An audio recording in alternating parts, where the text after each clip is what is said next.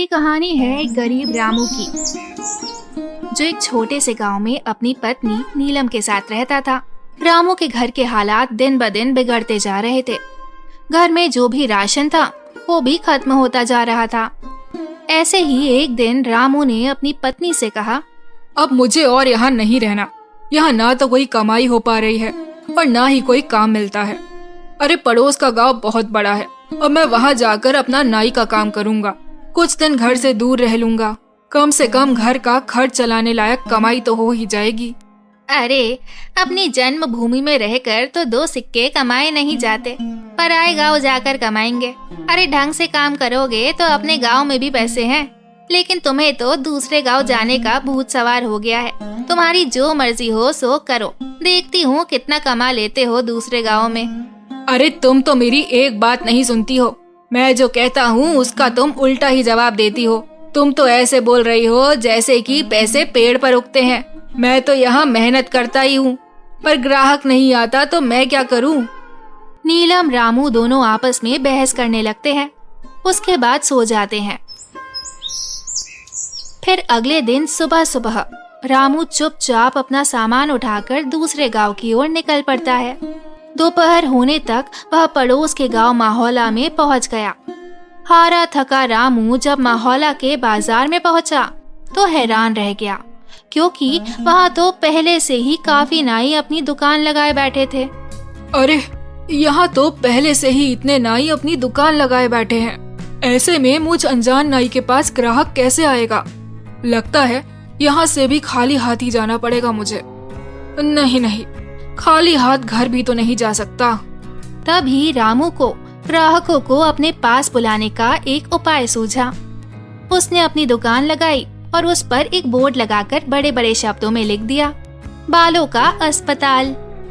हमारे यहाँ बालों का इलाज किया जाता है, नए नए बालों का डिजाइन बनवा लो। लोगों ने जब ये सब देखा तो उन्हें कुछ नया देखने को मिला। अरे भाई नाई, जरा मेरे इन बालों का इलाज तो करो, बहुत दिनों से बीमार है। जी सेठ जी, अभी किया देता हूँ। नाई अपने छोटे से अस्पताल में बैठकर सेठ के बालों का इलाज करने लगा। ये लीजिए, अब आपका बाल बिल्कुल स्वस्थ है और देखने में भी सुंदर लग रहा है। अरे भाई वाह, कितना हुआ इसके इलाज का खर्च? बस साहब, सिर्फ एक तांबे का सिक्का।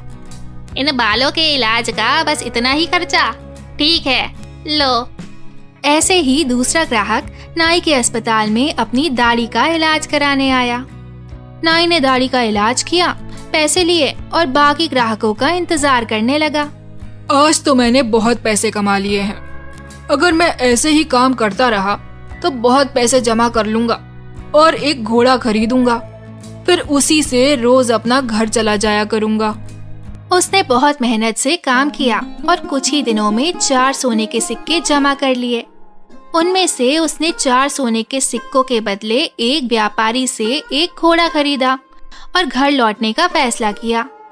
अगले दिन उसने अपना सारा सामान बांधा और घर के लिए निकल पड़ा। अपने रास्ते में उसे एक घने जंगल से गुजरना पड़ा, जहां उसने डाकुओं का एक झुंड देखा। हे भगवान, ये तो डकैत लगते हैं। ये डकैत मेरा सारा पैसा ले जाएंगे और मैं एक बार फिर से गरीब बन जाऊंगा। अब मैं क्या करूं? रामू बहुत चतुर था। उसने हिम्मत नहीं हारी और उसने एक योजना बनाई। उसने एक सोने का सिक्का घोड़े के गले में बांध दिया और आगे चला।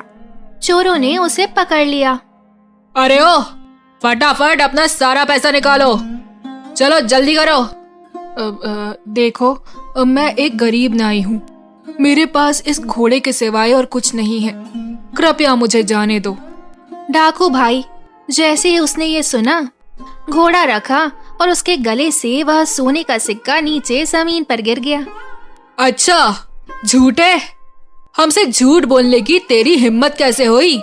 अगर तेरे पास कुछ नहीं था तो ये सोने का सिक्का तेरे पास कहाँ से आया? रुकिए, अभी मैं आपको सब सच बताता हूँ। दरअसल ये घोड़ा सोना उत्पन्न करता है, इसी वजह से मुझे सारे पैसे मिलते हैं, क्योंकि ये घोड़ा मुझे एक साधु बाबा ने वरदान में दिए थे। ठीक है, ये घोड़ा तुझे हमें देना होगा। हम तभी तुझे यहाँ से जिंदा जाने देंगे। नहीं, बिल्कुल भी नहीं। अगर मैं इसे तुम्हें दे दूंगा तो मेरे पास कुछ भी नहीं बचेगा। चलो, हम तुम्हें इसके बदले 50 सोने के सिक्के देंगे, ठीक है? चुपचाप इतना पैसा लो और यहाँ से निकल जाओ, नहीं तो मैं तुम्हें पैसे भी नहीं दूंगा और घोड़ा भी ले लूंगा। पर एक बात का ध्यान रखना कि बारी बारी से अपने साथ इस घोड़े को रखना, वरना आखिर में तुम सब पैसे के लिए लड़ते रह जाओगे। नाई ने घोड़ा बेच दिया और घर लौट आया। वह बहुत खुश था कि उसे सोने के सिक्के मिले थे। इस पैसे से उसने अपने ही गांव में थोड़ी सी जमीन खरीदी। इस बीच डकैत भी घोड़े को लेकर अपने अड्डे पर पहुंच गए। वहां डकैतों के सरदार ने अपने आदमियों से कहा, इस गिरोह का सरदार होने के नाते इस घोड़े को सबसे पहले मैं रखूंगा। उन सब ने अपने सरदार की बात मानी और उस रात सरदार अपने अड्डे पर उस घोड़े के साथ सोया। अगली सुबह जब वो उठा तो उसने देखा कि वहाँ कुछ भी नहीं था। उसने पूरी जगह सही से देखा पर उसे कुछ नहीं मिला। वह जान गया कि इस नाई ने उसे बेवकूफ बनाया है। इस बीच एक और डकैत वहाँ आया और सरदार, आपको सोना मिला? हमें भी बताइए कि कितने सोने के सिक्के घोड़े ने उत्पन्न किए। तुम खुद ही ये पता लगा लोगे जब आज रात तुम खुद इस घोड़े को रखोगे। सरदार ने किसी से कुछ नहीं कहा क्योंकि वह अपने आप को बेवकूफ साबित नहीं होने देना चाहता था। एक एक करके सभी डकैतों ने घोड़े को अपने साथ रखा और उनमें से किसी को कुछ नहीं मिला। वे समझ गए कि उन्हें बेवकूफ बनाया गया है। उस नाई ने हमें बेवकूफ बनाया है, अब हम उसे सबक सिखाएंगे। सरदार, उसने ये साधारण सा घोड़ा हमें 50 सोने की मोहरों में बेचा है। हम उससे अपना पैसा वापस लेंगे और हमें धोखा देने की जरूरत की सजा देंगे। हाँ, चलो चलो। वे सब के सब नाई के घर की तरफ निकल पड़े। नाई अपने खेतों में काम कर रहा था। उसने सभी डकैतों को अपने घर की तरफ आते हुए देख लिया। नाई जल्दी से अपने घर में गया और अपनी पत्नी से बोला, अरे भाग्यवान, मेरी बात ध्यान से सुनो। अभी एक डकैतों का झुंड यहाँ आएगा और जब वह मेरे बारे में पूछे तब तुम उनसे कहना कि मैं खेतों में काम कर रहा हूँ। फिर हमारे कुत्ते जबरा को भेजना मुझे बुलाने के लिए। यह कहकर वह अपने घर के पीछे छुप गया। कुछ देर के बाद डाकू वहाँ आ पहुँचे। रामू कहाँ है? बुलाओ उसे, हम उससे बात करना चाहते हैं। वह तो खेत पर गए हुए हैं।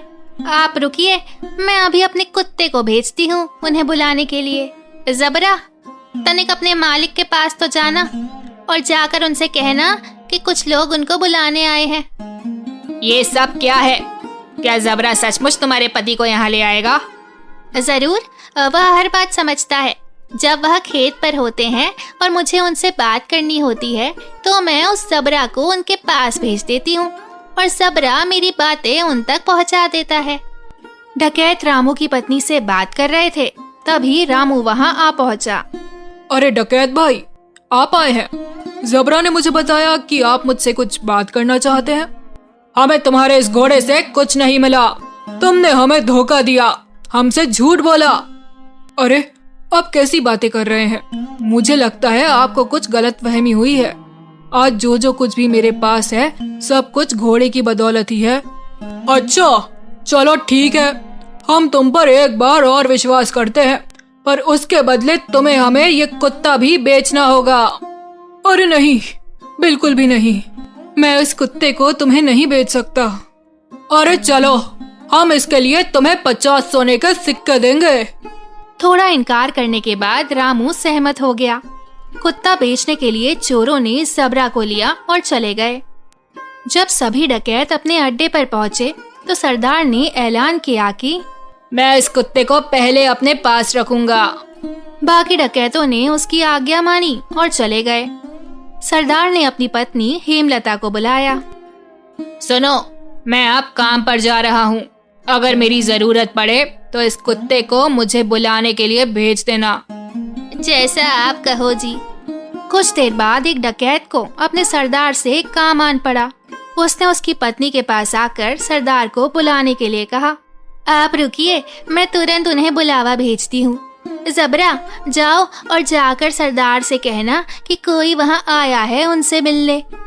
ज़बरा सरदार के अड्डे से भागा और बजाय सरदार के पास जाने के वह सीधा रामू के पास गया। जब सरदार घर वापस आया तब उसने देखा कि ज़बरा वहाँ नहीं था।